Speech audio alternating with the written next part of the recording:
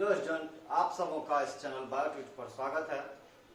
आज के इस वीडियो में हम लोग देखेंगे कि कोई भी जो ट्रेट होता है, कोई भी जो लक्षण होता है किसी जीव में, वह लक्षण कैसे एक्सप्रेस करता है,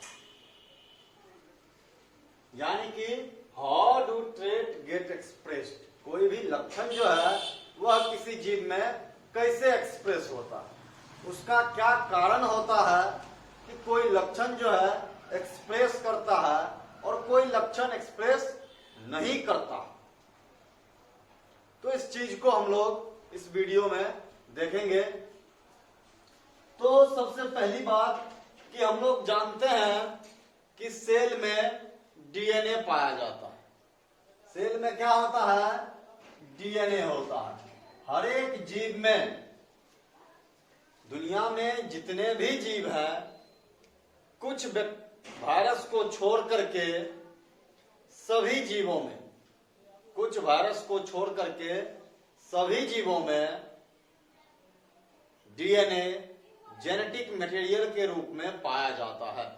अर्थात डीएनए जो है वह हर एक जीव का जेनेटिक मटेरियल होता है। तो अब क्या है, ये जो कोई लक्षण एक्सप्रेस होता है, कोई ट्रेट एक्सप्रेस होता है, तो उसमें डीएनए का सबसे बड़ा रोल है। डीएनए क्या करता है? सबसे पहले डीएनए से प्रोटीन सिंथेसिस होता है। प्रोटीन सिंथेसिस होता है जिस कारण प्रोटीन का निर्माण होता है। डीएनए से प्रोटीन का निर्माण होता है। तो अब हम कह सकते हैं कि सभी जीव का डीएनए तो एक ही होता है। अर्थात डीएनए जो बना होता है वह तो सब जीवों में एक ही चीज का बना होता है, लेकिन सभी जीवों में बना भले एक ही चीज का होता है, लेकिन उसके जो सीक्वेंस होते हैं, डीएनए जिस चीज का बना होता है, एडेनिन, थायमिन, ग्वानिन और साइटोसिन, ये चार बेस जो होते हैं डीएनए में, एडेनिन, थायमिन, साइटोसिन और ग्वानिन, इस चारों का सीक्वेंस अलग अलग होता है। यानी कि इसी चारों के सीक्वेंसिंग से हर एक जीव का डीएनए अलग अलग होता है। तो दूसरी बात आती है कि एक जीव के अंदर तो एक ही तरह का डीएनए होगा, तो फिर इतने तरह के प्रोटीन कैसे बनते हैं? तो अब क्या होता है कि मान लीजिए ये डीएनए है, तो पूरा का पूरा डीएनए एक प्रोटीन नहीं बनाता है।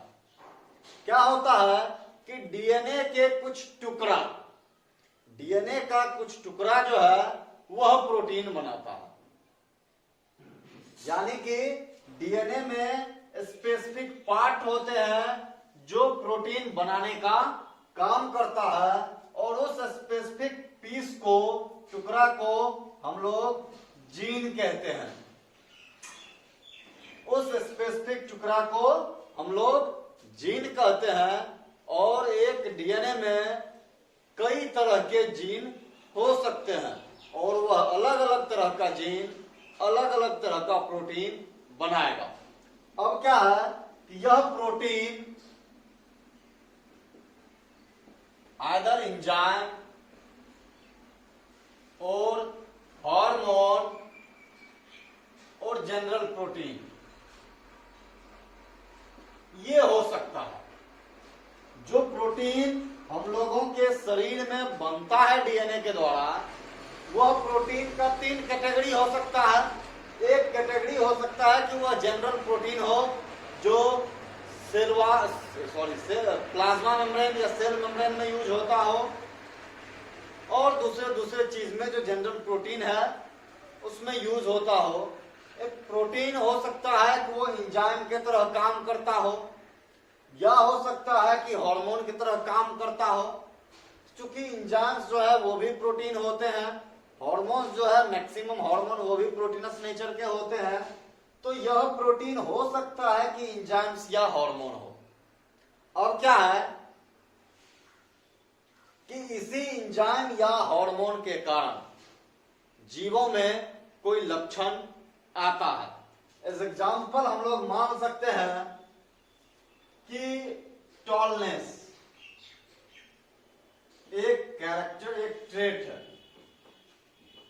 जीवों में मेंडल के अनुसार जो प्लांट हाइट जो कैरेक्टर है उसमें दो ट्रेट है। प्लांट हाइट में दो ट्रेट है, एक ट्रेट टॉलनेस और एक ट्रेट ड्वार्फनेस का। तो टॉलनेस के लिए अलग जीन है, ड्वार्फनेस के लिए अलग जीन है। अब क्या है कि कौन सा जीन एक्सप्रेस करता है, यानी कि कौन सा जीन प्रोटीन बनाता है, उस पर निर्भर करता है उस जीव का कैरेक्टर क्या होगा। तो अब उसी हिसाब से यदि टॉलनेस का जो जीन है वह हार्मोन बनाता है या एंजाइम बनाता है और मेटाबॉलिक रिएक्शन में भाग लेकर के उस जीव को टॉल बना देता है, तो हम कहते हैं कि टॉलनेस का जो जीन है वो एक्सप्रेस किया, वो जीन एक्सप्रेस किया। तो इस तरह से डीएनए जो है प्रोटीन बना करके किसी भी जीव में कोई कैरेक्टर या कोई ट्रेट को कंट्रोल करता है। तो अब दूसरी चीज जो है वो आती है कि आखिर जीन जो है वह आता कहां से है। किसी भी जीव में जो जीन है वह कहां से आता है। तो सेक्सुअल रिप्रोडक्शन के दौरान, सेक्सुअल रिप्रोडक्शन के दौरान ऑफस्प्रिंग में इक्वल अमाउंट ऑफ डीएनए आता है। Equal amount of DNA comes from both parent. दोनों पेरेंट से equal amount of DNA offspring में आता है। तो अब क्या है कि चूंकि दोनों पेरेंट से डीएनए आ रहा है, अब ऑफस्प्रिंग में कौन सा डीएनए का टुकड़ा प्रोटीन बना रहा है इस पर निर्भर करेगा कि कौन सा ट्रेट एक्सप्रेस होगा। तो यानी कि जो ये अमाउंट ऑफ डीएनए है, यानी कि हम कह सकते हैं कि दो सेट डीएनए आता है जो सिमिलर होता है, यानी कि एक सेट मदर से एक सेट फादर से, दोनों सेट डीएनए बच्चा में आता है।